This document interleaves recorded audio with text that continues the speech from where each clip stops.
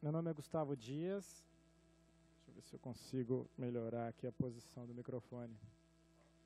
Eu sou diretor acadêmico da Escola do Parlamento, aqui da Câmara Municipal, e eu estou representando o nosso diretor-presidente, Cristi Pato, que, juntamente com a Lara, né, que é a diretora responsável por esse curso, juntamente com o professor Camilo, a professora Solange, né, ela que organizou, ela também está nesse evento paralelo, né, ela deve dar uma passada aqui, mas estou representando os dois.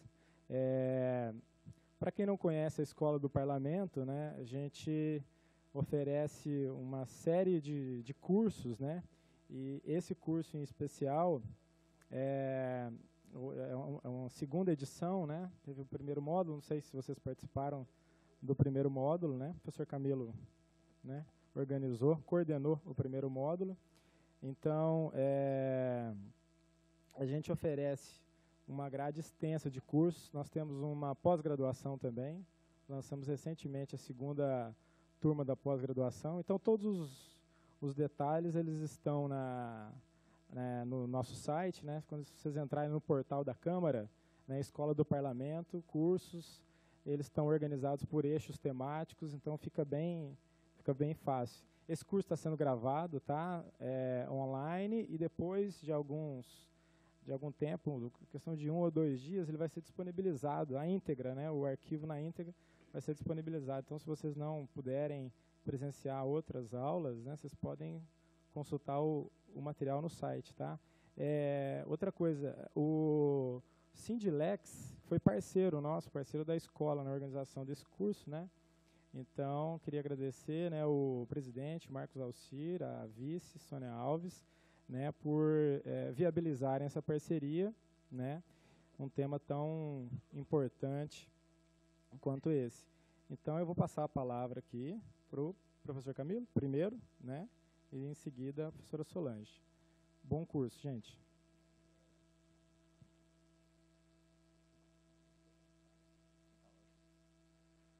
Boa noite a todos. Acho que alguns me conhecem do curso anterior. Quem estava presente no curso anterior, do módulo anterior de Direito Urbanístico? Eu participei da organização, coordenação do primeiro módulo do nosso curso de Direito Urbanístico. Agora nós vamos iniciar um segundo módulo, cujo programa vocês já têm conhecimento. Na noite de hoje, a professora Solange Gonçalves Dias, ela vai tratar a respeito da questão das competências e no enfoque essencialmente de direito constitucional.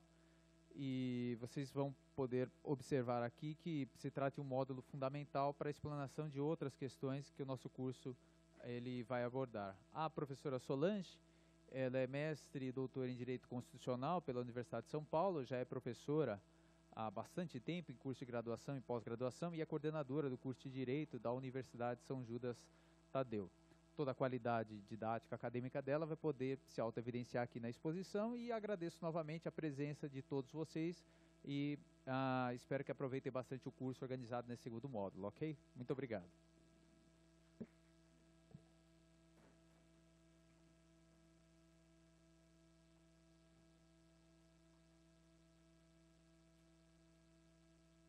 Obrigada, Camila.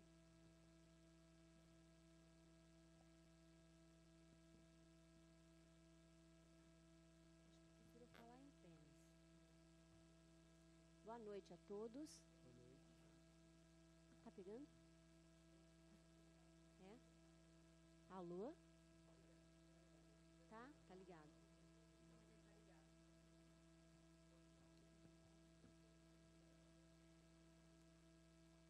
Eu prefiro.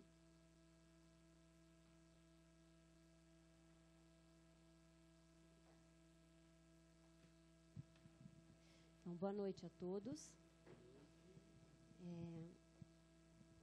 A gente vai falar, então, a gente está o curso está no segundo módulo, né? Política Urbana e Direito Urbanístico. Dentro desse módulo, achei interessante, foi uma feliz coincidência. O meu curso estava marcado para o dia 25 de novembro e depois me pediram para adiantar para hoje. E eu achei muito interessante, porque essa, justamente como o Camilo disse, esse tema das competências federativas, ele dá base, dá fundamento para a gente compreender outras questões, aprofundar outras questões dentro do direito urbanístico, né? O enfoque é eminentemente dentro da área do direito constitucional, que é a minha especialidade. Eu não sou uma grande especialista em direito urbanístico, né? E, nesse sentido, eu gostaria do apoio de vocês, para quem tiver mais familiaridade com essas questões e puder colocar questões para serem discutidas aqui, né? Então, pode ser um aprendizado recíproco aqui, né? Mas a gente vai enfocar as questões mais no final, mas inicialmente eu gostaria de falar um pouquinho que o tema das competências, ele tem mais sentido se falar no tema das competências dentro de um contexto federativo. O Estado federal, ele não é uma realidade muito comum no mundo. Dos mais de 150 países no mundo, só 22 são federações. E o Brasil tem peculiaridades dentro desse modelo federativo que o diferencia de outras federações do mundo também. Esse modelo federativo é um modelo relativamente novo, se a gente pensar na história da civilização ocidental, né? Ele foi criado nos Estados Unidos, ou pelos norte-americanos, em 1787, quando se criou a primeira Constituição, né? Os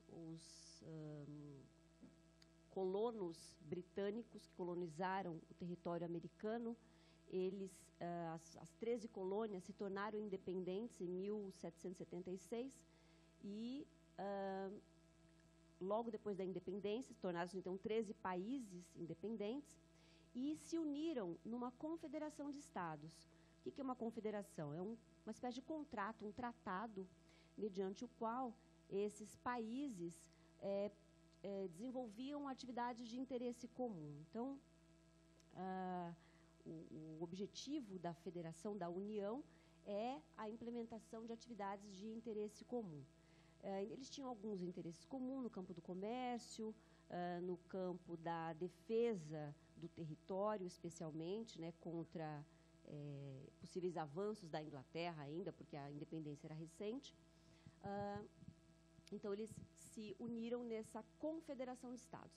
Mais à frente, só que eles perceberam que essa confederação ela era insuficiente, uma vez que numa confederação, que é um tratado, é um contrato entre países soberanos, qualquer país, por exemplo, pode se retirar a qualquer momento. Se ele, no caso de se estabelecer uma contribuição em dinheiro, esse país pode deixar de pagar e nada acontece. Então, existia uma fragilidade aí nessa união confederativa, que ficou evidenciada a partir de um determinado momento na história dos norte-americanos e que fez com que eles pensassem uma forma de se unir permanentemente sob uma norma, né, por meio de uma norma que consagrasse essa união permanente. Bem, houve muitas discussões, alguns favoráveis e outros contrários à união permanente. Na época, os federalistas e os antifederalistas, foram dois grupos que se formaram, federalistas e antifederalistas. Os federalistas propugnavam a união permanente e as vantagens dessa união, sob uma Constituição comum, e os antifederalistas entendiam que a conquista deles de autonomia, a conquista de independência deles deveria ser preservada. Por quê? Nesse modelo que eles tinham, cada país preservava a sua soberania e preservava os seus governos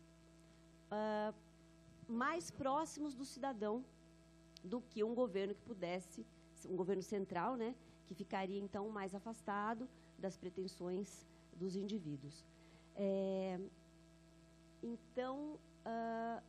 essa disputa entre federalistas e antifederalistas foi bastante interessante, porque ela fez com que os federalistas trabalhassem muito e produzissem um material muito importante, que são os artigos federalistas, uma das obras políticas mais importantes de todos os tempos, essa obra chamada Artigos Federalistas, ou o Federalista, em que os partidários do federalismo publicaram na imprensa de um dos países, de Nova York, no caso, 85 artigos defendendo essa união permanente.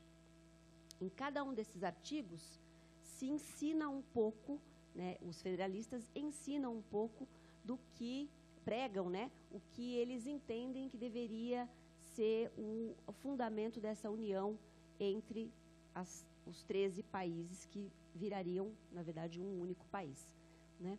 É por isso que o nome do país, né, Estados Unidos da América, vem daí.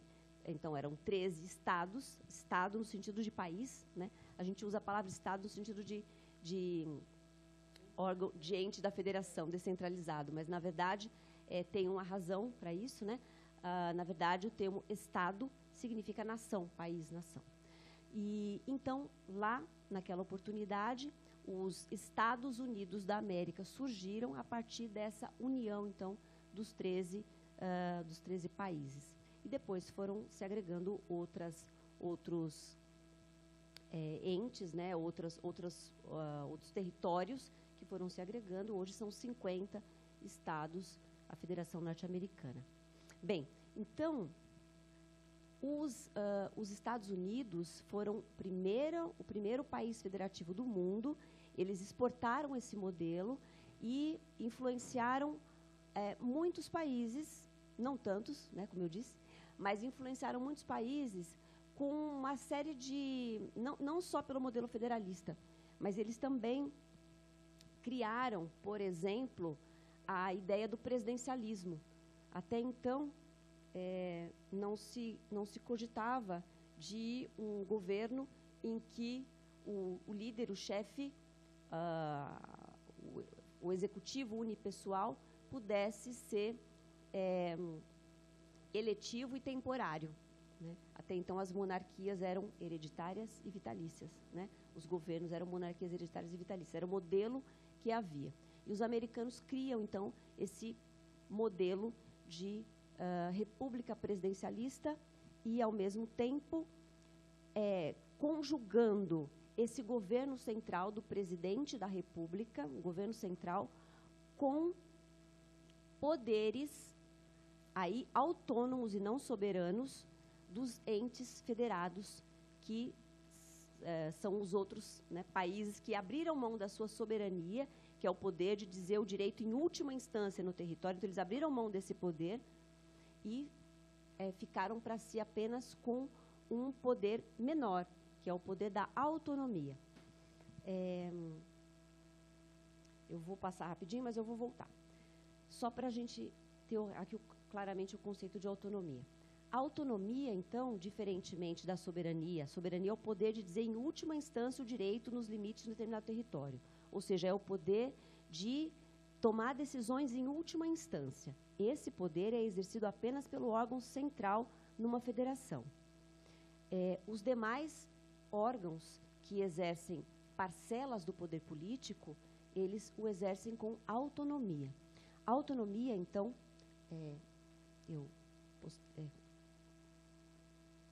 apresentando aqui, a autonomia é a capacidade política dos entes federativos dentro de uma federação de auto-organização, de elaboração de leis próprias, de eleição dos próprios governantes e de auto-administração, administração dos seus bens, das suas propriedades, dos seus serviços e do seu pessoal. A capacidade de auto-organização, ela se dá pela capacidade que os entes federativos têm de elaborarem suas próprias constituições ou leis orgânicas. No caso, o Brasil, como eu disse, ele é uma federação particular. Ele é uma federação de 3 níveis: União, Estados e municípios. Então, a gente tem uma entidade nacional, entidades regionais e entidades locais. Então, tanto a União tem a sua Constituição, a Constituição do Estado, ela é que define as competências, que são os poderes, deveres de cada ente federativo, é sobre isso que a gente vai falar. Os estados também têm a sua própria lei de auto-organização e os municípios, no caso, no Brasil, também têm suas constituições municipais, que são as leis orgânicas. Então, a gente vê aqui a divisão política do Brasil. O Brasil é dividido, então, em 26 estados e mais o Distrito Federal. Deixa eu ver se eu consigo puxar aqui. Para não derrubar a área. Essa areazinha aqui é o Distrito Federal, que fica dentro do estado de Goiás. Então, no Estado Federal, né, como é que funciona um Estado Federal? No Estado Federal, há 3 níveis de legislação. Então, eu disse, como são 3, no Estado Federal brasileiro, há 3 níveis de legislação. A gente falou, primeiro, da auto-organização, da Constituição. Então, a gente tem a Constituição Federal, as constituições de cada um dos estados e as constituições de cada um dos municípios. Então, por exemplo, aqui, São Paulo, São Paulo, com a sua divisão também político-administrativa, a divisão dos municípios. São 645 municípios em São Paulo.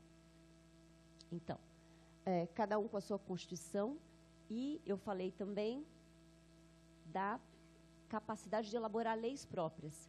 Então, cada ente federativo tem também a capacidade de elaborar suas leis. Então, nós temos aqui leis federais, que são elaboradas aqui no Congresso Nacional, em Brasília, e elas valem para o território todo do país. As leis estaduais, elaboradas pelas assembleias legislativas de cada estado, valendo para o território do estado, e as leis municipais, que são elaboradas pelos municípios, as leis locais elaboradas pelos municípios.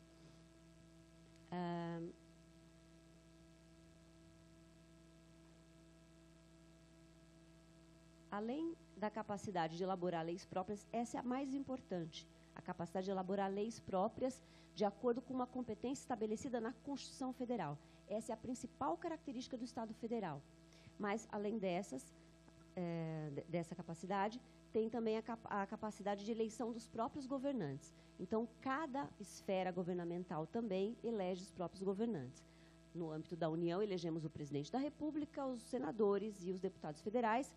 No âmbito dos estados, os deputados estaduais, e os governadores, e no âmbito dos municípios, os prefeitos e os vereadores. A capacidade de administrar bens, serviços e pessoal também é importante, mas ela não é peculiar do Estado Federal.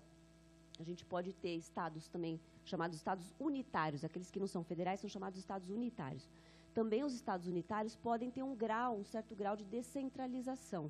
E, nesse sentido, a descentralização se dá justamente na prestação de serviços por entes descentralizados localmente ou regionalmente, e também pela existência de funcionários que eventualmente, também podem ser contratados localmente. Um exemplo de Estado, a gente tem mais exemplo de Estado unitário do que o contrário, né? Mas um exemplo é a França, né? Todas as leis que valem em todo o território francês, em todos os departamentos, em todas as comunas, elas partem, então, da Assembleia Nacional em Paris. Diferentemente, então, do que acontece no Brasil, em que cada porção do território também tem essa capacidade de legislar. Bom, então, eu estava dizendo que de um total de mais de 150 países no mundo, 22 são estados federais. Só para citar alguns, na América a gente tem o Brasil, Venezuela, Argentina, Estados Unidos da América, o primeiro, como eu disse, o Canadá e o México. Na Europa, Rússia, Alemanha, Áustria, Suíça, África do Sul, Índia, Austrália. Como vocês devem ter observado, eu citei alguns dos maiores países em extensão territorial do mundo, exceto a China. Todos os grandes países, os países de grande extensão territorial, são estados federais. E por quê? Porque é muito difícil se administrar um território de grandes proporções sem essa possibilidade de descentralização legislativa, porque as leis diferentes, elas contemplam realidades diferentes, senão elas não servem, elas ficam inúteis para realidades muito díspares. Então, o Estado Federal, ele é vantajoso se adotar o modelo federativo em países de grandes proporções territoriais como o Brasil. A gente fala que a principal vantagem do Estado Federal é a unidade dentro da diversidade. Então, é possível se abarcarem diversidades culturais, regionais, geográficas, enfim, por meio da adoção desse modelo do Estado Federal. Bem, uma outra questão importante de se falar é que, muito embora a gente tenha poucos estados federais no mundo, a gente não pode dizer que nenhum deles seja igual ao outro. Cada estado federal tem particularidades que o diferenciam dos demais. Então, o caso brasileiro não poderia ser diferente. Eu, eventualmente, vou fazer referência ao modelo brasileiro e o modelo americano, por exemplo, né? Então, para começar, o federalismo brasileiro, a origem dele é bem diferente da origem do Estado Federal norte-americano. Como eu disse, o Estado Federal norte-americano, ele surgiu a partir de um movimento que a gente chama de centrípeto, do centro para dentro. Então, foram países que se uniram e abriram mão da sua soberania para formar um único país. A partir daí, um centro de poder passa a emanar decisões políticas, legislação e decisões administrativas, enfim, executivas, que valem para o país todo. Mas vejam bem, quem abre mão de poder, abre mão da mínima parcela possível de poder. É por isso que a Federação Norte-Americana ela tem características muito diferentes da nossa federação. Além de outras questões, evidentemente, históricas, mas essa é uma razão muito importante. Na Federação Americana, os estados e a União têm poderes quase que equivalentes. No início, na federação, os estados eram mais poderosos do que a União. Depois de um tempo, claro, houve questões históricas, aí depois do New Deal, por exemplo, em que o Roosevelt adota políticas intervencionistas, então ele precisa puxar uma série de competências para a União, e isso é referendado pela Suprema Corte Americana. Então, o Estado, o federalismo deixa de ser tão dualista ou dual, como se refere ao federalismo americano, e passa a haver um pouco mais de equilíbrio entre União e Estados. Mas lá os Estados são mais poderosos do que os Estados brasileiros, no sentido de competências que eles detêm em relação às competências que os Estados brasileiros detêm. Por exemplo, acho que todo mundo já deve ter ouvido falar, a gente vê em filmes, né? Como é que alguns estados lá têm pena de morte, outros não têm. Isso é porque a competência para a legislação penal é estadual nos Estados Unidos. E aqui no Brasil ela é federal. A gente vai perceber que quase todas as competências legislativas no Brasil são da União. Resta muito pouca coisa para os estados. Em termos técnicos, juridicamente falando, os estados têm poucas competências. É que a gente não pode fazer referência ao modelo federativo brasileiro sem pensar um pouco em política. É isso que eu vou tentar trazer para vocês aqui. Mas, então, voltando, né, às características, né, eu quero falar um pouquinho das características do federalismo brasileiro. Voltando à formação centrífuga. No nosso caso, diferentemente do modelo americano, o que a gente teve com a independência do país, em 1822, foi um Estado unitário. Nós éramos uma monarquia, um Estado unitário. Esse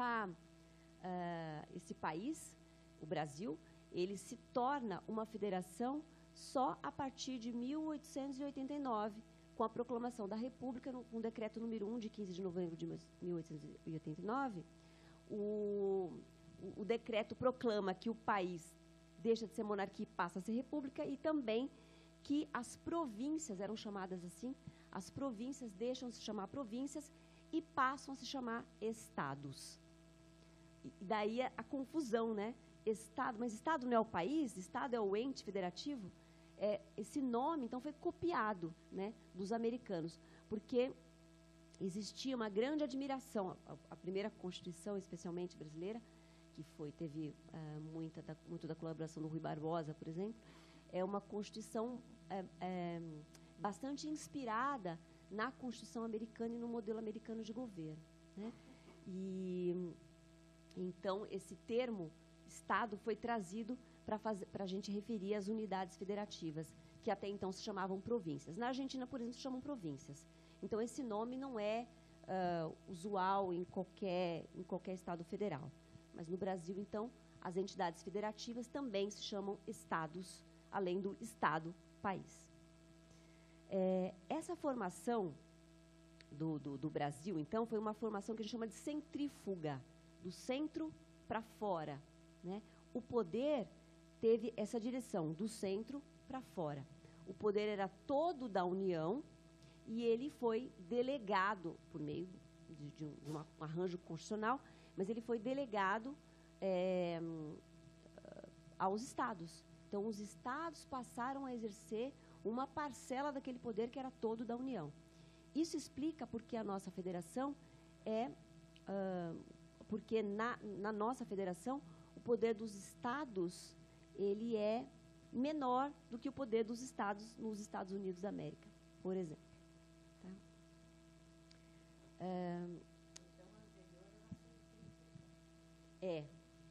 A americana centrípeta. Falei centrífuga? Me perdoe, era centrípeta, exatamente. A formação americana. A brasileira é que é centrífuga, do centro para fora. No Brasil, o modelo federalista, ele tem oscilado bastante, a gente chama de movimento pendular, essa oscilação entre centralização e descentralização. A gente pode observar, eu poderia dizer que é uma regra, mas que tem exceções, né, que a descentralização ela se favorece nos períodos democráticos e a centralização ela acontece nos períodos autoritários. Então, aqui não cabe agora também fazer um histórico do Estado Federal Brasileiro, acho que não vem ao caso, mas é importante lembrar, eu estou fazendo essa referência, para a gente poder depois pensar como é que os fatores políticos influenciam, na verdade, no arranjo federativo, né? Então, lembrando que no período do Getúlio Vargas, por exemplo, né, um período ditatorial, período do Estado Novo, a Federação Brasileira praticamente deixou de existir, né? Então, os poderes dos estados foram suprimidos e, bom, mesmo porque o do Congresso também foi suprimido, né? E o Getúlio Vargas governava por meio de decretos e então muito pouca descentralização em todos os sentidos houve nesse governo. Mas a gente pode também, aí depois quando termina o Estado Novo, com a Constituição de 1946, há um revigoramento dessa descentralização, eu tenho um dado aqui, tanto é que o número de municípios salta tem um número aqui, ó. Em 1940 eram 1.587 unidades locais, ou seja, municípios. Em 65 passa para quase 4.000. Então é um período em que ocorre bastante descentralização, criam-se muitos municípios, né? Porque se veem politicamente vantagens na criação de municípios. Uma outra referência que a gente tem, quando em 1982 também, quando acontece, a gente ainda tinha eleições indiretas, mas quando acontece a primeira eleição direta dos governadores, isso também fortalece o poder dos governadores, né? E nesse caso a gente percebe maior poder dos entes dos estados também em relação à União. Os municípios ainda nem tanto, porque os municípios vão ganhar mais poder e mais força depois de 88, com o reconhecimento deles, né, como entes federativos. Até então eles não eram reconhecidos como entes federativos. Por exemplo, as leis orgânicas, elas eram elaboradas pelos estados, né? E só depois de 88 é que o município ganha esse poder de elaborar a sua própria lei de auto-organização. Então, só para, passando aqui para não deixar o item sem comentar, reforçando, né, o Brasil é uma federação atípica nesse sentido. Ele é uma federação de 3 níveis, ou 3 esferas de governo: União, Estados e os municípios. É muito importante o papel dos municípios, é por isso que eu estou reforçando essa questão. O modelo brasileiro, que oscila entre centralização e descentralização, ele ganhou um reforço da descentralização após a Constituição de 88, quando os municípios, então, ganham a qualidade, o atributo, né, de entes federados, recebem uma série de competências, muitas competências que antes eles não tinham, são consagradas aos municípios nas constituições, e o problema, a gente vai ver, na verdade, é a repartição de receita, né? Mas as atribuições dos municípios ficaram muito claras desde 88. Então, e também essa descentralização e esse reforço do federalismo brasileiro, do Estado Federal, ele se deu por questões políticas, né? Então, depois de um período de 20 anos de ditadura e de centralização forte, a sociedade civil e também os agentes políticos locais e regionais estavam sedentos por exercer poder, por espaços dentro dos quais os poderes locais pudessem ser exercidos. Então,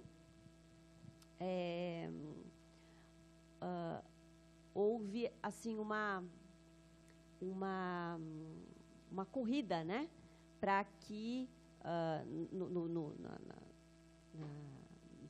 falando do processo constituinte, na verdade, antes da Constituição, mas no processo constituinte, os agentes políticos e a sociedade, de uma forma geral, brigou muito para que os municípios ganhassem competências e ganhassem rendas e receitas. Isso não aconteceu, mas, enfim, as atribuições chegaram para os municípios. De tal modo que o nosso federalismo,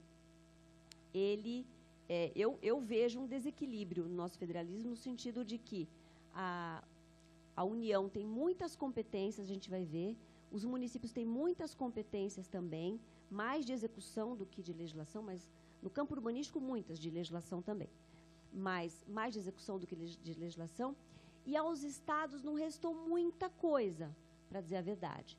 Mas a repartição de receitas é muito desigual ainda. Eu tenho um dado aqui que aponta que hoje, né, mais atualmente, antes, mais atrás, na época da Constituinte, ou da Constituição, logo depois da Constituição, essa desigualdade, esse desequilíbrio era maior ainda. Mas hoje ainda se observa que mais de 58% da arrecadação da União, mais de 58% da arrecadação fica para a União, mesmo depois de todos os repasses. Estou falando que dentro de uma federação, a União tem os seus impostos, os estados têm os seus impostos, seus tributos, né? Impostos, taxas e outras, enfim. E os municípios também têm os seus. Só que, além de cada um poder arrecadar tributos próprios, a Constituição também estabeleceu um sistema de repasses de recursos. Então, a União arrecada uma parte, arrecada recursos e repassa uma parte para os estados e para os municípios. E tem critérios para repassar esse dinheiro. Então, com todos os repasses que são feitos, ainda assim, a União fica com mais de 50% do produto da arrecadação. Os Estados-membros com cerca de 24% e os municípios, que são mais de 5.500 municípios, apenas com 18% da receita da Receita Tributária. Pois não. 18%. Pois não. Está muito claro? Eu acho. Tem?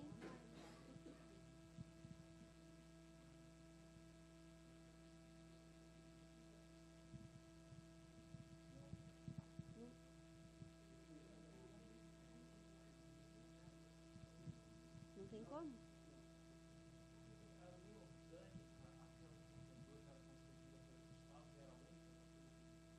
Era única para todos os municípios. É.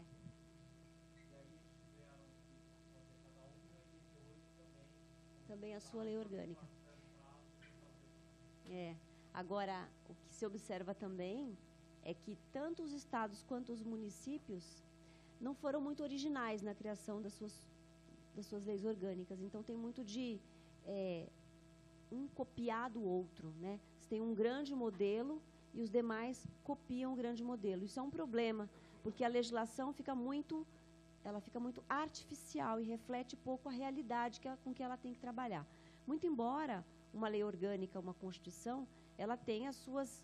É uma lei de auto-organização, então ela tem que prever lá, por exemplo, como é que vai funcionar o legislativo, o executivo, tem que prever as competências dos órgãos internos, tem que prever a forma de arrecadação tributária. Então, tem algumas pautas que devem figurar em toda e qualquer lei orgânica ou Constituição.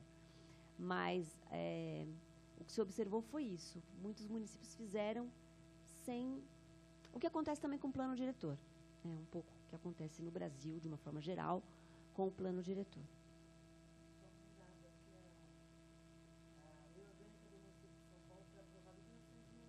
Uhum. Aqui na cidade de São Paulo. Em 88, a Constituição Federal, 89, as estaduais, e em geral, as leis orgânicas vieram em 90. Isso mesmo. Bom, além, então, uma outra característica, né, do federalismo brasileiro é que, falando da Constituição de 88, em tese, a Constituição de 88, ela apresenta um modelo de federalismo cooperativo.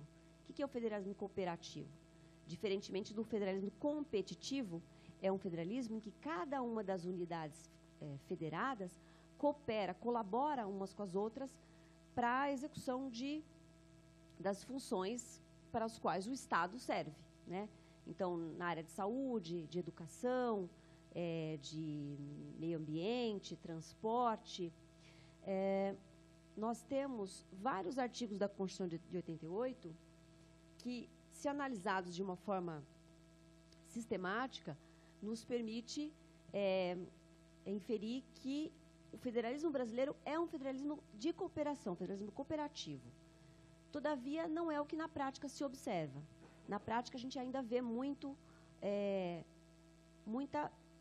hierarquia entre entes federativos, o que, em tese, não deveria existir, né, porque no Estado Federal, a gente vai ver a questão das competências, né, dentro do exercício que cada ente federativo tem das suas competências, um não pode entrar na competência do outro, né? Então, não existe subordinação. O município não é menos do que a União, o município não é menos do que o Estado, em se tratando de competência federativa. Todavia, por conta de outros fatores políticos e econômicos, a gente observa um federalismo ainda de subordinação e de hierarquia. E também a gente observa, isso tem diminuído, mas ainda um federalismo competitivo, em que os entes federativos competem por recursos, competem por atrair investimentos no seu território, e em detrimento do outro. E, então, o que eu diria é que esse modelo cooperativo, ele ainda está por ser construído, na verdade, por meio da legislação infraconstitucional e por meio de mecanismos e instrumentos que ainda têm estado na pauta da política, mas que ainda não saíram do papel, como, por exemplo, a questão das regiões metropolitanas, né?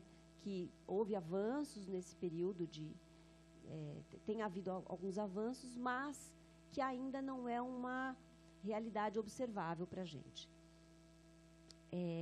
Eu vou comentar depois, fazer mais alguns comentários acerca disso mais adiante. Só para fechar essa questão das características do federalismo brasileiro, uma outra questão importante é falar das assimetrias locais e regionais, né? Nós temos municípios muito diferentes uns dos outros, né? A gente tem município como São Paulo, que é um verdadeiro país, né? E outros municípios comparados com São Paulo de médio porte, como São Bernardo, Santo André, Guarulhos, São Caetano, Campinas, enfim, que apresenta tanto condições econômicas, fiscais, quanto também qualificação do corpo administrativo para criar, para inovar, em termos de gestão pública e tal. E temos municípios, que eu não vou citar nenhum, mas que a gente pode imaginar, municípios, localidades que não têm a menor condição nem de existir, na verdade. Só para exemplificar um pouquinho dessa assimetria, e alguns estados também, né? Mas essa assimetria fica muito mais clara quando a gente fala dos municípios. Então, eu tenho aqui alguns dados sobre o perfil dos municípios brasileiros, em que se constata que 89,8% dos municípios brasileiros têm até 50 mil habitantes. Eles abrigam 34,5% da população. Olha só. Então, em geral, são municípios pequenos, os brasileiros, né? Mas quando a gente vai falar de competência municipal, quando a gente vai brigar pelas competências municipais, e a gente quer que o município tenha mais competência, a gente fica pensando na nossa realidade. A gente fica pensando em São Paulo. Eu sou de Santo André. Então, Santo André, eu trabalhei na prefeitura, eu achava, né, eu era muito municipalista. Então, eu achava que o município tinha que ter mais competências, né, que o município tinha que ter mais poderes. Mas é preciso não perder de vista essa realidade brasileira, em que quase 90% dos municípios brasileiros têm menos de 50 mil habitantes. O fato de serem pequenos não é tão expressivo de algum problema, né? Não expressa nenhum problema. Mas a gente vai ver aqui a questão da renda, na verdade, né? Só para completar, desses quase 90%, 48% tem menos de 10 mil habitantes, né? Então, está dentro desses 90% aí. Mas veja, quase metade, mais da metade, né, desse percentual, tem menos de 10 mil habitantes. Exatamente, quase um Copan.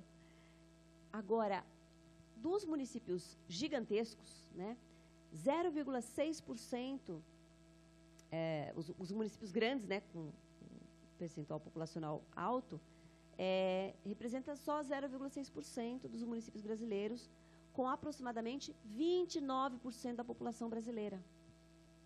Então, vejam, se a gente tem 90% dos municípios com 35% da população, a gente tem 0,6% com outros 30% da população, né? Então, isso gera o quê? Uma desigualdade muito grande dentro desses municípios que são as grandes metrópoles, né? E os problemas se avultam dentro dessas localidades, e o tratamento que se dá tanto para esses municípios que os problemas são altamente complexos, quanto para aqueles que são pequenos e têm poucos recursos, e têm poucos recursos humanos e materiais, o tratamento deveria ser diferente, né? Mas a gente está dentro uma das características do federalismo também, eu estou falando e tenho aqui na minha mente algumas coisas. Se não ficar alguma coisa clara, por favor, podem me interromper, tá? Mas a gente está falando de um federalismo em que vige o princípio da simetria. Então, num Estado federal como o brasileiro, não se pode atribuir nada a um ente federativo sem fazer em relação ao outro também. Então, se considera, vamos falar de interesse local. Quando a gente fala de interesse local, a gente não está falando de interesse local regionalizado, a gente fala de interesse local que deveria valer para todos os municípios brasileiros. Mas será que os interesses locais que valem em São Paulo são os mesmos interesses locais lá de um município, não vou citar o nome de nenhum município pequeno, as pessoas às vezes se ofendem quando a gente fala do município pequenininho, só por ser pequenininho, né? Mas as necessidades são muito diferentes, né? Então, será que o princípio da simetria é adequado dentro de um federalismo para um país como o nosso, que tem tantas desigualdades regionais e locais? Agora, o mais assustador, em relação aqui. Depois eu passo esse slide para vocês, né? Esse material. Mas, apontando aqui, ó, 57% dos municípios utilizam parcelas superiores a 21% da receita para sustentar apenas o seu custo político. O que é o custo político? É a despesa que o município tem com pagamentos no legislativo, e a gente pensa aí no valor do salário dos vereadores, mas não só, né? É o prédio, a manutenção do prédio, são os funcionários do legislativo, é o café, é a água, é o carro, tudo, né? É papel, enfim.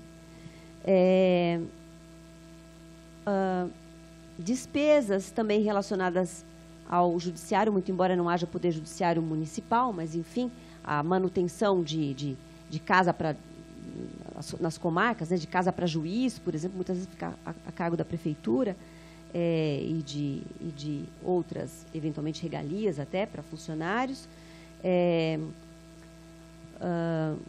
Manutenção de defensorias, muitas vezes, que os municípios têm também agora. E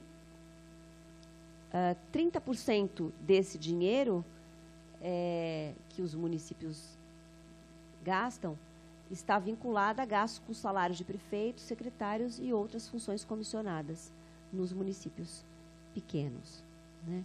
Então, isso, 30% de 21%, então, o total, né, é 21%, que em geral é uma média, né, que os municípios gastam para sustentar o seu custo político. Então, alguns municípios não se sustentam. Eles existem quase que para dar conta do seu custo político, né? E dependendo isso aqui é uma média, então veja que há municípios que vai gastar muito menos e há municípios que vão gastar muito mais, né? E de tal forma que eles acabam sendo inviáveis. Ainda assim, como a gente vê no item posterior, o número de municípios tem aumentado. Parou de aumentar, tem uma razão para isso. Mas o número de municípios tem aumentado bastante, desde 1940 até hoje, né, em que a gente tinha 1.587 municípios, 1940. Em 65 passou para quase 4.000, como eu apontei anteriormente. E de 65 até 85, no período da ditadura, houve quase nenhum município foi criado, justamente porque não há interesse político também na criação de município, né? Eles não tinham autonomia, não tinham rendas, menos ainda. Mas de 85 para cá, aumentou novamente o número de municípios criados.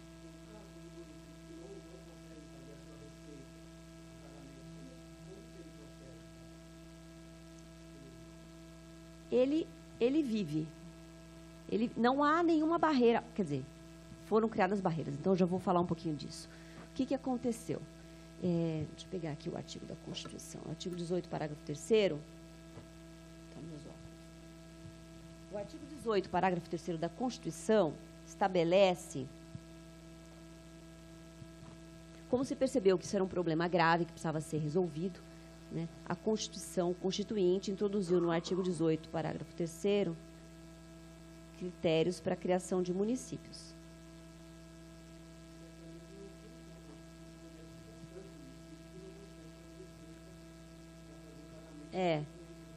Então, o que acontece... Não, os custos políticos, eles conseguem dar conta. O problema é que não sobra nada para cumprir serviços básicos. Os municípios recebem repasses, né, da União, tem receitas vinculadas, que eles recebem obrigatoriamente, ele tem que empregar aquela receita, educação e saúde.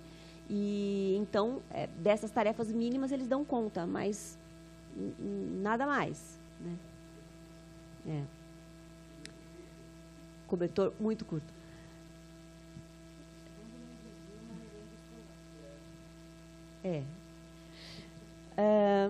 O artigo 18, parágrafo 4º, melhor dizendo, não o terceiro fala de criação de estados. O artigo 18, parágrafo 4º da Constituição, diz que a criação, a incorporação, a fusão e o desmembramento de municípios far-se-ão por lei estadual dentro do período determinado por lei complementar federal e dependerão de consulta prévia, mediante plebiscito, às populações dos municípios envolvidos, após divulgação dos estudos de viabilidade municipal, apresentados e publicados na forma da lei. O que acontece? A redação do artigo 18, parágrafo 4º, ela foi alterada, na verdade, pela emenda 15 de 96. Antes disso, não havia a necessidade dos estudos de viabilidade municipal. Então, por isso, foram criados muitos municípios sem nenhum critério. Atentos a esse problema, né? Atento a esse problema, o legislador resolveu, então, alterar esse parágrafo 4º da Constituição, acrescentando aí a necessidade de um estudo de viabilidade municipal para a criação de município. Só que tem um problema. O problema é que a criação desse estudo de viabilidade depende de uma lei federal que regulamente o que deve conter estudo de viabilidade municipal. E essa lei ainda não saiu do Congresso Nacional. Já houve, quer dizer, saíram 2 vezes, na verdade, mas houve veto presidencial. Então, porque, na verdade, a lei, pelo que o governo explicou, né, os motivos do veto, é de que a lei criava, na verdade, facilidades para a criação de novos municípios e, diante da contenção fiscal, então, os projetos, as leis, né, foram vetadas 2 vezes. Agora, foi aprovado no Senado um projeto de lei que vai ser encaminhado à Câmara dos Deputados, novamente, uma nova tentativa de regulamentar esse artigo aqui da Constituição. Então, e houve também uma celeuma no Supremo Tribunal Federal a respeito desse tema, porque alguns municípios foram criados independentemente da existência dessa lei federal. O que aconteceu? O Ministério Público, ou a Procuradoria-Geral da República, na verdade, contestou a criação de alguns municípios brasileiros por meio de leis estaduais, sem que se fizesse o tal do estudo de viabilidade previsto na Constituição. Os municípios, a criação desses municípios foi considerada inconstitucional pelo Supremo. Mas o que faz? Dissolve o município? Não tem como dissolver o município. É a pergunta do colega. E aí, dissolve o município? Porque ele não teve estudo de viabilidade depois da Constituição? Por causa da inexistência da legislação? Não dissolve o município. O Supremo Tribunal Federal tomou uma atitude atípica. Ele fixou um prazo de 18 meses, se não me engano, ou de 24 meses, para que o Congresso Nacional, isso numa outra ação, numa ação direta de inconstitucionalidade por omissão, fixou um prazo para o Congresso Nacional de 18 meses para que o Congresso elaborasse a tal da lei federal. O Congresso senadores, deputados pularam dessa altura. O quê? Supremo Tribunal Federal está determinando que o Legislativo legisle? Isso é usurpação, isso é abuso do poder do Judiciário. Então, o Legislativo não pode obedecer, o Legislativo não pode ter prazo para fazer lei. De modo que não fizeram a lei até hoje, né? Até hoje não existe a lei. Ao mesmo tempo, nas ações diretas de inconstitucionalidade, em que o Supremo declarou inconstitucionais a criação dos municípios, o Supremo fez algo que a gente chama de modular os efeitos da decisão, que significa, ele disse que a decisão de considerar inconstitucionais os municípios criados, ela valeria só depois de 24 meses. Ou seja, deu tempo para, nesses 18 meses, criar a lei, em tese, estava tudo certinho, né? E depois desses 18 meses, nos 24 meses, então os municípios desapareceriam, em princípio, né? Mas nada disso aconteceu. O que o Congresso Nacional fez diante dessa ameaça de que os municípios desaparecessem? Ele... Será que eu vou achar aqui agora? Eu não lembro agora exatamente qual é introduziu uma emenda constitucional no texto, lá no ADCT, no Ato das Disposições Constitucionais Transitórias. Eu não sei se eu vou lembrar o artigo, eu vou procurar aqui depois. Dizendo o seguinte, que ficavam convalidadas as criações de municípios realizados até aquela data. De modo que ficou invalidada a decisão do Supremo que julgou inconstitucionais a criação daqueles municípios sem o estudo de viabilidade. Então, o Congresso Nacional deu um jeito de permanecer tudo como estava naquela época. Então, os municípios que foram criados permanecem.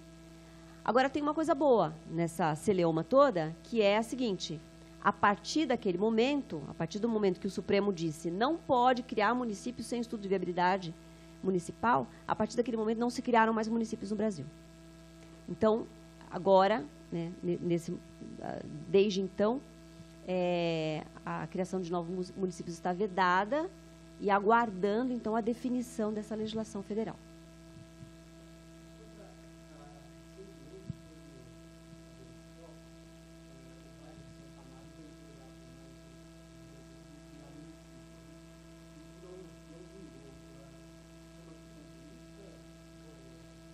Não sei os detalhes, mas foi recentemente isso?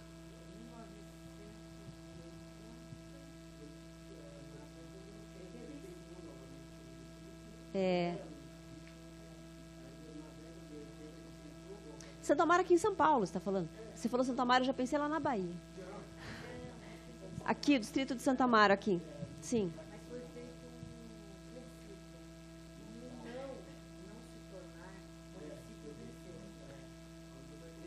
Como aconteceu lá no Pará, né? A questão da divisão do Pará em outros estados, né? Então, o plebiscito é um requisito também. O plebiscito pode ser, a resposta pode ser positiva e ainda assim o legislativo não criar efetivamente a unidade federada, tanto para o estado quanto para o município. Não é vinculativo, mas o não vincula. Então, se no plebiscito a resposta for negativa, o legislativo não pode criar a unidade federada.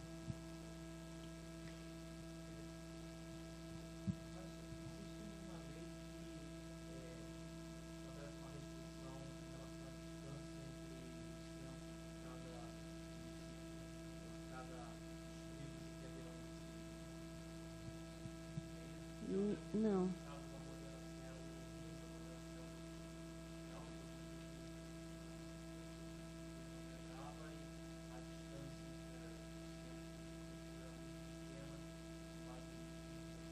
Então, o que acontece? Essas aí são legislações estaduais. Então, o que acontece? Na falta de legislação federal, o que tem acontecido, por que se criaram municípios? Né? É necessário que haja critérios. Então, esses critérios são estabelecidos pelas assembleias estaduais. Então, nesse caso, é um critério da Assembleia. Mas essas leis foram julgadas inconstitucionais, na verdade, né? Não por conta desse detalhe, mas porque, na verdade, a competência aqui é uma competência da União para fixar quais são esses critérios. Bom, acho que Precisava fazer uma introdução aí sobre o federalismo. Já comentamos algumas questões importantes. E a gente pode entrar agora no tema das competências, né? O que é a competência? A competência é um poder-dever que atribuído a uma entidade, um órgão, um agente público para emitir decisões, para tomar decisões. Essas decisões podem ser de cunho legislativo, político-administrativo ou judicial. As tributárias se incluem aqui nas legislativas e administrativas e políticas, depende, né? Se é para arrecadar ou se é para instituir o tributo. No Estado Federal Brasileiro, a repartição de competências federativas, ela é estabelecida pela Constituição. E há um detalhe importante também, que deve ser mencionado, é que o federalismo é cláusula pétrea. O que é uma cláusula pétrea dentro da Constituição Federal? Cláusula pétrea é uma disposição constitucional que não pode ser alterada com a diminuição do direito, né? Até pode, desde que seja para aumentar o direito, não para diminuir. Então, são cláusulas pétreas dentro da Constituição brasileira, os direitos e garantias individuais, expressos especialmente no artigo 5º, mas não só, da Constituição, a separação dos poderes, legislativo, executivo e judiciário, o voto direto, secreto, igual e universal, e a federação, o federalismo, né? As competências, a autonomia federativa é cláusula pétrea. Então, é complicado também se mexer de uma forma muito geral dentro do arranjo federativo brasileiro sem se atentar para isso, para o fato, ou para eventualmente, né, se estarem retirando competências dos entes federativos. Isso pode ser alegado como uma redução do poder federativo, da autonomia federativa, né? E nesse caso, isso pode ser barrado tanto pelo Supremo Tribunal Federal em última instância, né, quanto no próprio âmbito do processo legislativo, né, da emenda constitucional, pode vir a ser barrado pela Comissão de Constituição e Justiça, por exemplo, né? Porque não pode haver alteração da Constituição para reduzir a autonomia dos entes federativos. Então, a Constituição é que determina essa repartição de competências, tanto entre os entes federativos, União, Estados e Municípios, e Distrito Federal, que equivale a Estado e município, quanto também as competências entre os órgãos de administração superior do poder, que são legislativo, executivo e judiciário. Eu diria que a Constituição do Estado é basicamente uma norma de organização do poder e basicamente uma norma definidora de competências. Além das competências de cada órgão de poder, ela define também os direitos fundamentais. Isso é importante numa Constituição. Se eu pudesse desenhar, eu falo aos meus alunos, se eu pudesse desenhar a Constituição, fazer um quadro da Constituição, eu faria esse quadro, que indica quais são os órgãos que exercem o poder soberano do Estado. Então, no nível nacional, a União, no nível regional, os Estados-membros e o Distrito Federal, que equivale, no caso, no nível local, os municípios. Em relação à função legislativa, a gente tem, no âmbito federal, o Congresso Nacional, Senado e Câmara, no âmbito dos estados, as Assembleias Legislativas, e no âmbito dos municípios, as câmaras municipais. O poder, falando de órgão, né, divisão orgânica, o poder executivo é exercido na União pelo Presidente da República, nos estados pelos governadores, nos municípios pelos prefeitos, e o Poder Judiciário tem uma organização que não é tripartite aí, na verdade, né? Porque não há Poder Judiciário exercido no âmbito, quer dizer, não, o município não tem Poder Judiciário próprio, né? Mas eu faria esse quadro aqui, eu diria que a Constituição é isso, né? É a norma que estabelece as competências de cada um desses órgãos aqui, mais os direitos fundamentais do cidadão. A Constituição... TCM, ele é um órgão auxiliar do Poder Legislativo. Então, eu diria que ele está, né, dentro da... Tem o Tribunal de Contas da União, o Tribunal de Contas dos Estados e dos municípios dentro da primeira coluna vertical ali.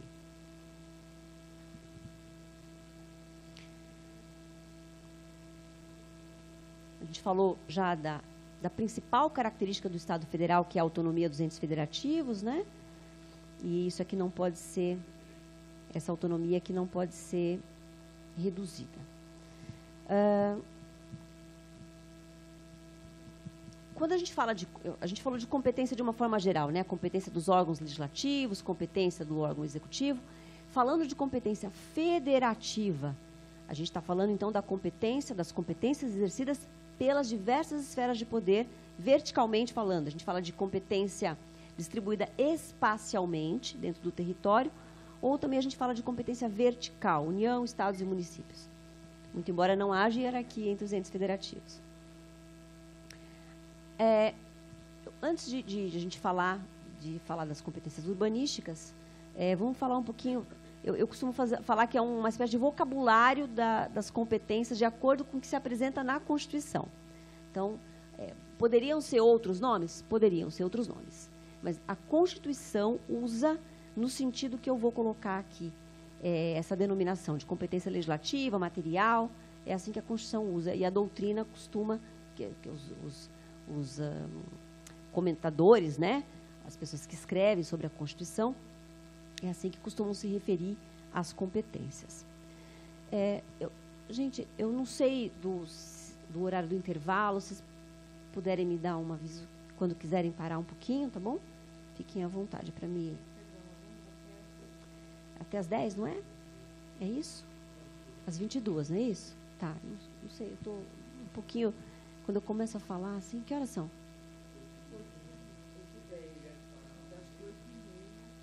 Tá bom, então... Tá certo, tá bom, então assim... Como vocês quiserem.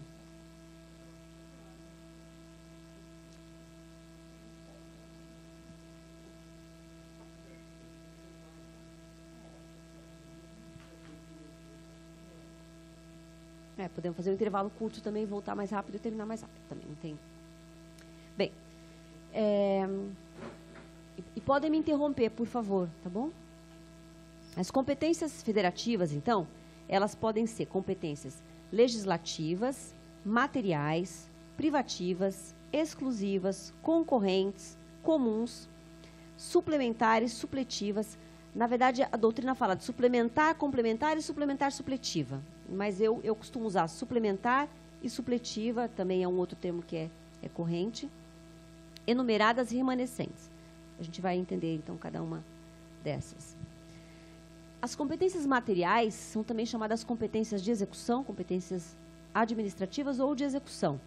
Como o próprio nome diz, trata-se daquelas competências, que atribuem ao ente federativo o poder de fazer alguma coisa, de realizar alguma coisa, exceto legislar, porque essas são as competências legislativas, né? Em geral, a Constituição atribui competências materiais próprias a cada ente federativo. A gente vai ver depois os artigos correspondentes. As competências legislativas, também como o próprio nome diz, são as competências que cada ente federativo tem de elaborar normas próprias acerca de determinados temas definidos pela Constituição. Algumas competências são tidas como exclusivas, são aquelas atribuídas com exclusividade a determinado ente federativo. Só ele pode realizar aquela atividade. Essas competências exclusivas, elas se diferenciam das privativas, sobre as quais eu vou falar daqui a pouquinho. É a mesma coisa, só que a exclusiva, pela Constituição, elas não admitem delegação. E a competência privativa admite delegação. Então, já adiantei aqui. Competências privativas são competências próprias atribuídas a determinado ente da federação, admitida a delegação.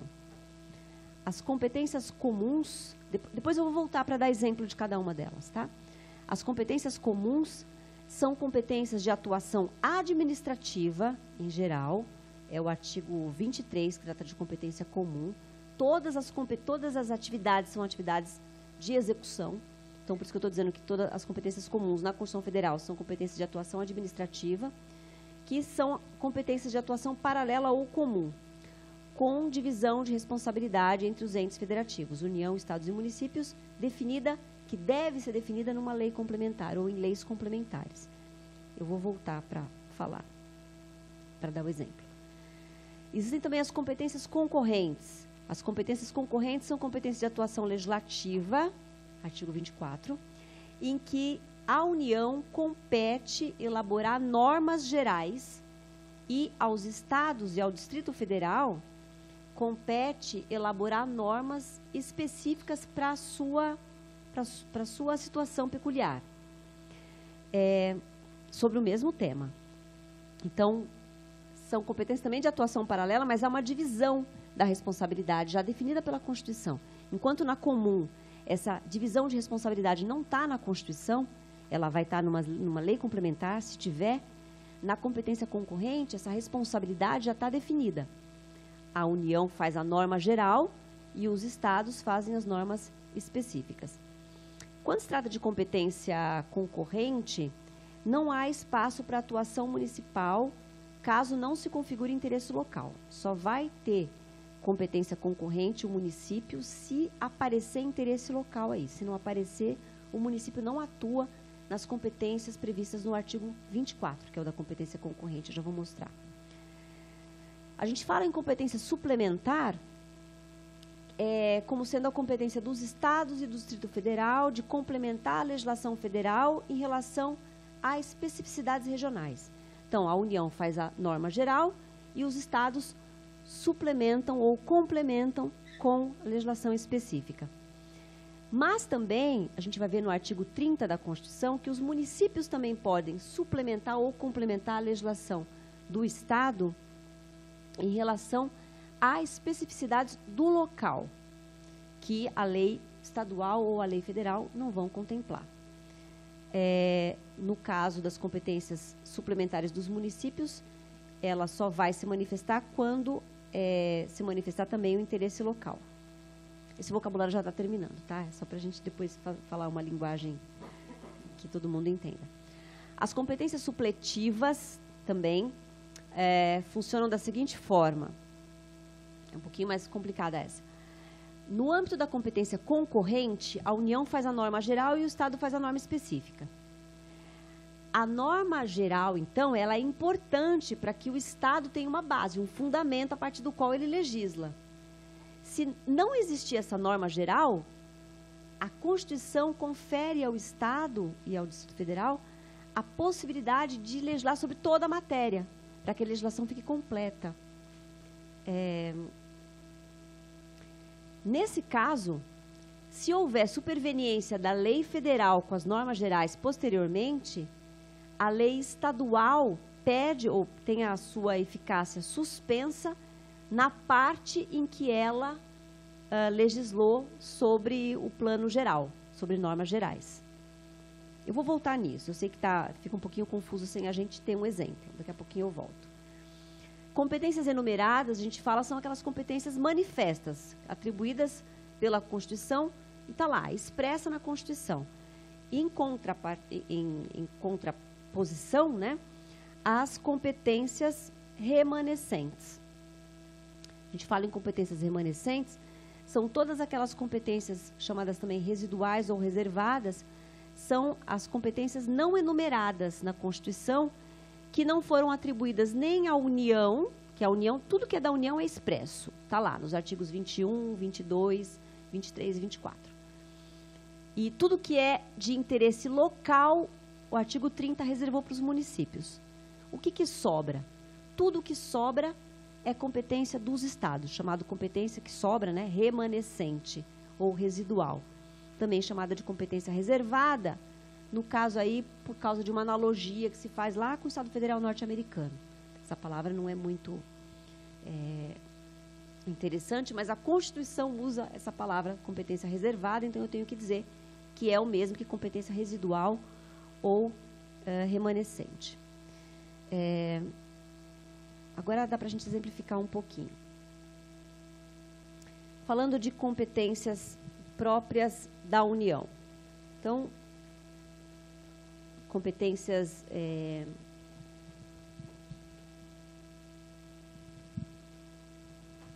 as competências... Todas as competências federativas estão previstas na Constituição a partir do artigo 21. Os artigos que enumeram as competências são o 21, o 22, o 23, o 24, o 25 e o 30. São só esses artigos que tratam de uma forma direta das competências federativas constitucionais. Então, a gente tem lá no artigo 21...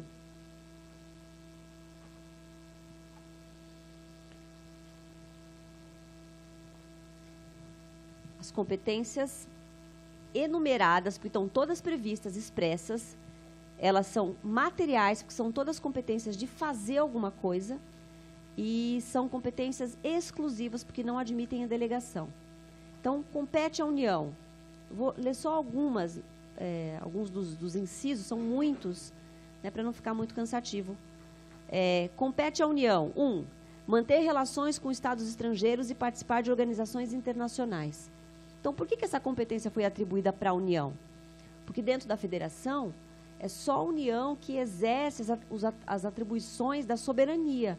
Então, para manter relações com o Estado estrangeiro, não pode ser o município. O município não pode declarar guerra para um outro Estado, para um outro país. Eu costumo falar para os meus alunos, né? Eu falo assim, Santo André pode declarar guerra ao Paraguai? Né? Eu falo, porque Santo André é um grande município, eu fico dizendo para eles, né? Mesmo sendo um município como Santo André, que é a minha cidade.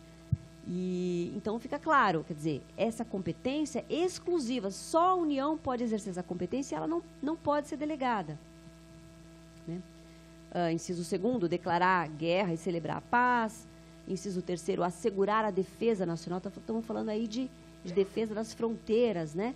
Então, a Polícia Federal, o Exército, as Forças Armadas, quem executa esse serviço é a União. Pois não.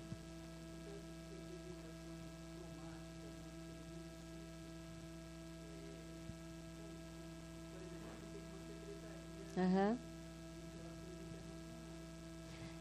Porque o município, ele pode, claro, ele pode estabelecer relações, ele pode estabelecer... eu trabalhei na Prefeitura de Santo André uma época e a gente tinha lá um convênio com a União Europeia e vieram recursos a fundo perdido para Santo André, a gente recebeu. Então, havia, sim, uma Secretaria de Relações Internacionais também para esse tipo de relação, enfim. Mas o município não se compromete em nome do Estado, né, do Estado Federal. Ele vai se comprometer em nome da localidade. E, além disso, ele não pode contrair determinadas obrigações. Então, por exemplo, ele não pode contrair um empréstimo para pagar sem a quiescência do Senado Federal. Então, né, o órgão que, em última instância, decide é um órgão da União. Todos os atributos inerentes à soberania são exercidos por órgãos da União.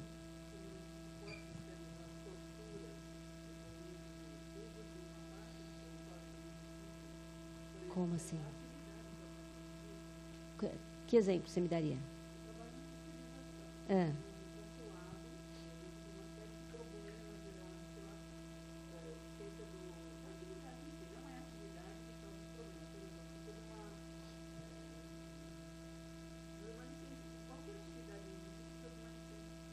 Sim.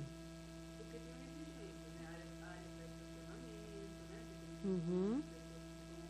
Utilizar o local, o serviço, né? Uhum. E nesse caso é um serviço oferecido para a população e não só local, né? Você está falando de território de repartição consular? Então, nesse caso, a competência é municipal, né? De estabelecer esse tipo, de estabelecer, de conceder as licenças, de verificar, porque você está tratando do uso, do espaço, do solo urbano, né? Então, isso é competência do município. Não, o que eu estou dizendo aqui, o que está no artigo 21 compete à União manter relações com estados estrangeiros. União, quer dizer, o país se comprometendo com estados estrangeiros, assinar tratados, convenções, isso aqui só a União, quando se trata de comprometer o país como um todo, a República Federativa do Brasil. É nesse sentido que só a União cabe.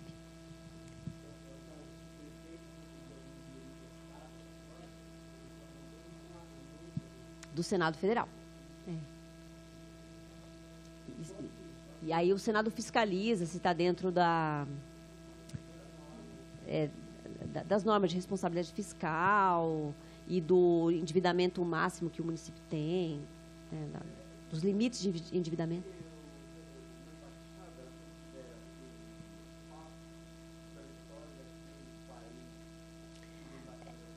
Na verdade, existia uma teoria que agora já não a gente já diz que não é mais assim, mas enfim, chamada teoria da extraterritorialidade, em que se afirmava que o território de uma embaixada, de um consulado, mesmo o espaço de um carro, de uma embarcação, era território do país originário. Na verdade, essa teoria já não, ela perdeu a força, já não vigora. O que se diz é que esse espaço tem imunidade de jurisdição, ou seja, não é um território do outro país, é um território nosso.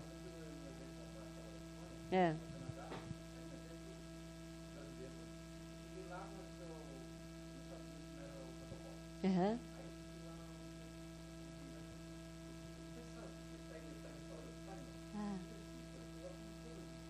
Sim.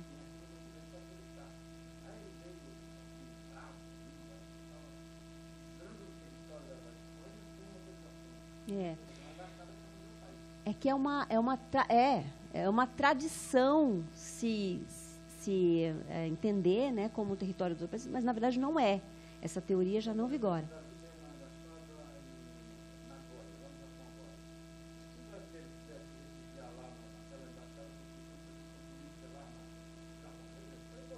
Uhum. Não pode. É aí que eu estou dizendo, a teoria em vigor é a teoria da imunidade da jurisdição. Então, dentro daquele território em que você entrou, da Embaixada Espanhola, ali dentro vale o direito espanhol, não vale o direito brasileiro.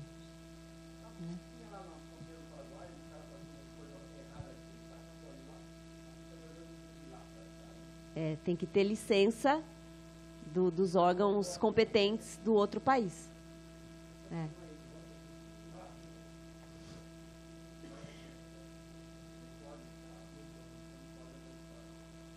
Deixa eu colocar. Tem que colocar o óculos para ler. Enfim, só mais algumas competências. Então, compete à União, por exemplo, decretar estado de sítio, estado de defesa, intervenção federal. Autorizar e fiscalizar a produção e o comércio de material bélico. Já houve algumas celeumas também no Supremo Tribunal Federal acerca desse tema, né, em que o Estado, acho que no Estado do Rio de Janeiro, antes do Estatuto do Desarmamento, queria proibir o comércio de armas. Isso foi impedido por uma decisão judicial, porque a competência para tratar desse tema é uma competência da União. Enfim. Nesse caso, por exemplo, a licenciamento, a vazão industrial não tem uma comodidade que permita uma indústria de bala, de armas. Como é que seria isso? Aí a União deveria para atender essa indústria no lugar, ou o município pode proibir essa indústria? Não.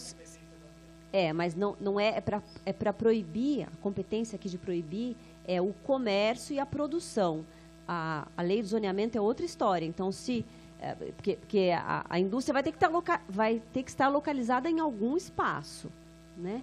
Então, se o município permite que naquele espaço seja um espaço reservado para a indústria, então o município tem essa competência. Pode dizer não vai fazer ali se a atividade contrariar a disposição da lei de zoneamento. Porque também ele não pode arbitrariamente proibir, né? Só porque eu não gosto desse tipo de indústria, aí não pode. Não.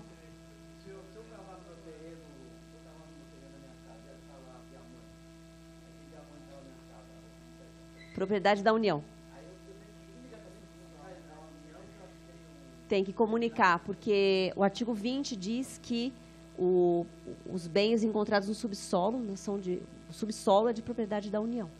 Artigo 20 da Constituição. São bens da União.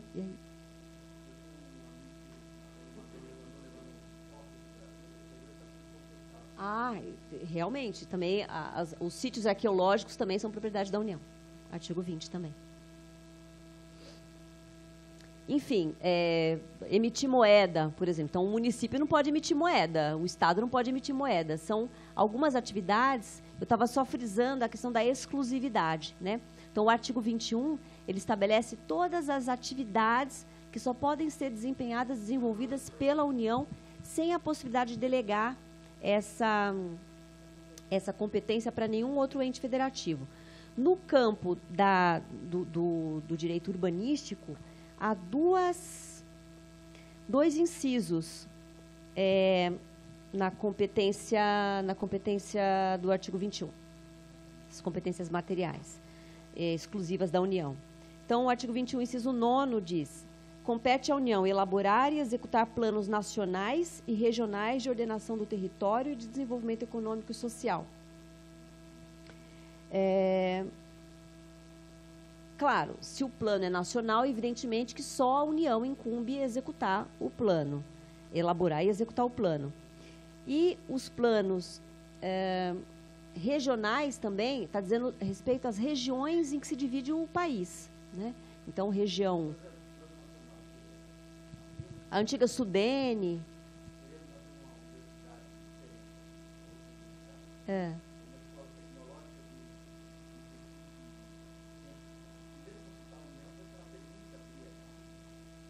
Uma universidade? O município, sua pergunta? Não. Não. Aqui a gente está falando planos nacionais e regionais de ordenação do território aqui. Seriam planos que vão fixar espaços no território que vão ser reservados para realização de determinadas funções de interesse comum dos estados, agricultura, pode ser zona franca, áreas indígenas. Então, é um planejamento macro. E estabelecer que atividades podem ser desenvolvidas ou devem ser desenvolvidas ou priorizadas em determinado espaço do território. Além disso, o artigo 21 também determina que é competência própria e exclusiva da União instituir diretrizes para o desenvolvimento urbano, inclusive habitação, saneamento básico e transportes urbanos. Veja, a competência aqui é de estabelecer diretrizes. O que são as diretrizes? Diretrizes são princípios, são orientações que vão pautar a legislação do regional e local, tanto dos estados quanto dos municípios. Evidentemente que se for uma obra da União, por exemplo, a União quer construir por si habitação para camadas menos favorecidas da população. Então, a União pode, ela, estabelecer uma lei, por meio de uma lei federal, evidentemente que tem que ser, as condições daquele programa habitacional. Então, se ela mesma for construir. Agora, para os municípios e para os estados, ela pode apenas estabelecer diretrizes. E, de fato, só os princípios, e, de fato, existe uma legislação, né, de saneamento básico. Então, tem o marco legal do saneamento básico, tem o marco da mobilidade urbana, que foram depois eu tenho aqui até o número das leis, que foram leis editadas pela União no exercício dessa competência. Deixa eu ver aqui. Eu estou aqui com a Lei 12.587 de 2012, que trata da Política Nacional de Mobilidade Urbana. a Lei 11.445 de 2007, que estabelece diretrizes nacionais para o saneamento básico. Por exemplo, são duas leis editadas no exercício dessa competência aqui. Competências que eu falei privativas. Lembra que eu falei que tem as exclusivas e as privativas? Então, aquelas competências materiais, elas são exclusivas, só a União pode. Agora, as competências privativas são competências de caráter de cunho legislativo. Essas competências estão estabelecidas no artigo 22 da Constituição. Segundo o artigo 22, compete... Já? Claro, claro, podemos. Uhum. Tá bom, tá bom. Vamos parar então? Pode ser.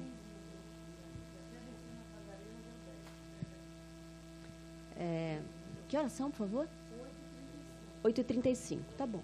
Então, 15 minutos.